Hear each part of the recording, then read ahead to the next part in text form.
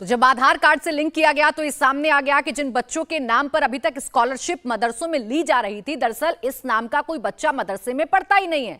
अब ये पैसे किसकी जेब में जा रहे थे, कौन है जो बच्चों के नाम पर अपनी जेब में पैसे रख रहा था, ये तमाम बड़े सवाल हैं और इस पर जाहिर सी बात है कि अब यूपी सरकार जांच भी करेगी और उन लोगों के नाम भी सामने आ जाएंगे।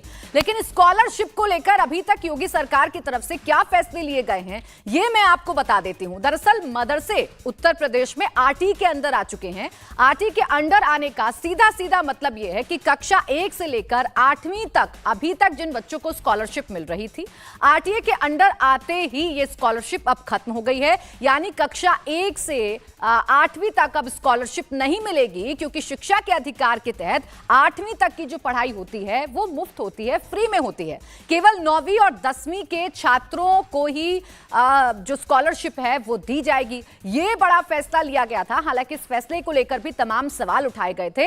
देखिए, उत्तर प्रदेश में जब जब मदरसों का जिक्र होता है, जब जब यूपी में योगी सरकार का जिक्र होता है, तो एक नैरेटिव चलाने की कोशिश की जाती है कि उत्तर प्रदेश में मुख्यमंत्री योगी आदित्यनाथ मदरसों के खिलाफ हैं, मदरसों को जानबूझकर टारगेट करते हैं। लेकिन जब इस तरीके के आंकड़े सामने आते हैं, ये चौंकाने वाले आंकड़े सामने आते हैं, तो आप अंदाजा लगा सकते हैं कि ये बच्चों के भविष्य से जुड़ा हुआ सीधा मामला है और ऐसे लोग सामने आने चाहिए जो बच्चों के भविष्य के नाम पर इतना बड़ा खिलवाड़ कर रहे हैं।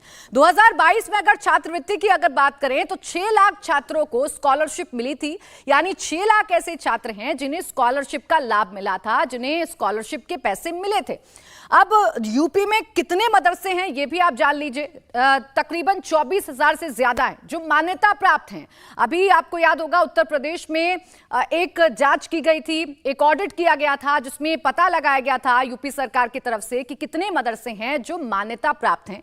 इनमें से 25,000 ऐसे मदरसे निकले जो मान्यता प्राप्त हैं। और अब इन तमाम मदरसों में ये आधार लिंक का जो काम है ये किया जाएगा, ताकि ये पता चल पाए कि स्कॉलरशिप ठीक लोगों के हाथ में जा रही है या नहीं जा रही है। विशाल, क्या इस फैसले को इस तरीके से भी समझा जाए, क्योंकि उत्तर प्रदेश में मदरसों का जिक्र होता है तो सरकार को टारगेट किया जाता है। मौलवी जो इन मदरसों को चलाते हैं वो सीधा सीधा ये कहने लगते हैं कि योगी सरकार जानबूझ के मदरसों को टारगेट करती है। जब आंकड़े आते हैं विशाल, तो ये साफ तौर पर बताते हैं कि ये तो बच्चों के भविष्य के लिए है और उन लोगों के चेहरे उजागर करने के लिए है जो बच्चों के नाम पर ये पूरा खेल कर रहे हैं।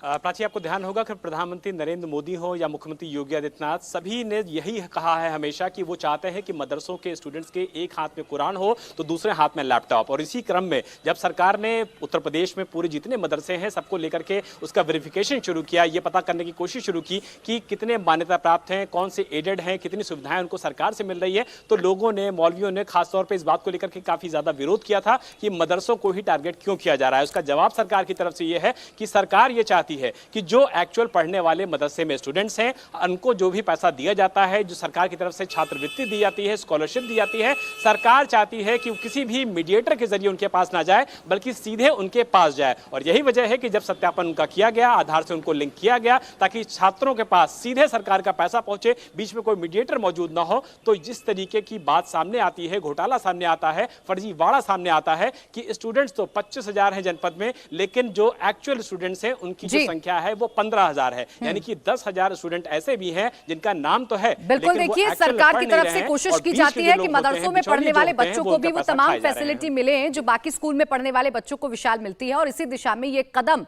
उठाया गया सरकार की तरफ से और इसी में बड़ा खेल उजागर हो रहा है। शुक्रिया आपका विशाल तमाम जानकारी के लिए। तो देखिए, मदरसों में ये जांच होना, बच्चों का आधार से लिंक होना साफ तौर पर यह बताता है कि सरकार की मंशा इतनी भर है कि बच्चों को वो फायदा मिल पाए, बच्चों को वो राशि मिल पाए जो उनके भविष्य से जुड़ी हुई है, जिसके वो हकदार हैं। उसके नाम पर कोई और डाका डालकर ना बैठ जाए। इंडिया टीवी हर वक्त हर जगह डाउनलोड करने के लिए सर्च करें India TV news Google play store या ऐप स्टोर पर।